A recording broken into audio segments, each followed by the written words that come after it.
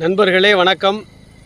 நாம் பார்த்து கொண்டிருக்கிற பகுதி உத்தரப்பிரதேசமோ மத்திய பிரதேசமோ அல்லது பீகார், ஒரிசா போன்ற பகுதி அல்ல.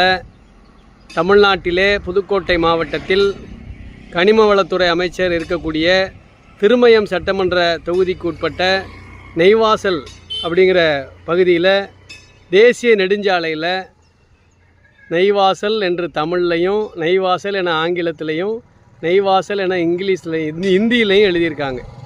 நீங்கள் இங்கே தமிழை காப்போம், தமிழ் மொழியை காப்போம் என்று ஒரு பக்கம் குரல் கொடுத்து கொண்டிருக்கக்கூடிய திமுக அரசாங்கம் இந்த மாதிரியான விஷயங்களில் வேஷம் போடுகிறது என்று தான் சொல்ல வேண்டும்.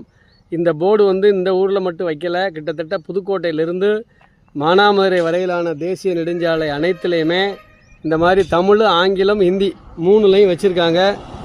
ஆனால் தமிழக முதல்வர் ஸ்டாலின் அவர்களும் உதயநிதியும் இங்கே இருக்கிற கனிம வள அமைச்சரும் நாங்கள் தமிழை தூக்கி நிறுத்துகிறோம் என்று சொல்லி கொண்டிருக்கிறார்கள். மத்திய சர்க்காரோடு அவர்கள் உடந்தையாக இருக்கிறார்கள் என்று தான் சொல்ல முடியும். இந்த பகல் வேஷம் என்பது நிச்சயமாக 2026 சட்டமன்ற தேர்தலிலே மக்கள் மத்தியில் வெளிப்படும். இதை எந்த காரணம் கொண்டு இந்த அமைச்சர் இதற்கு பதிலளிப்பார், தமிழ்நாடா அல்லது வடநாடா என்கின்றதற்கு அவரே பதிலளிக்க வேண்டும் என்பதை இந்த நேரத்தில் உங்களுக்கு சொல்லிக் கொள்கிறோம் கவனத்திற்கு.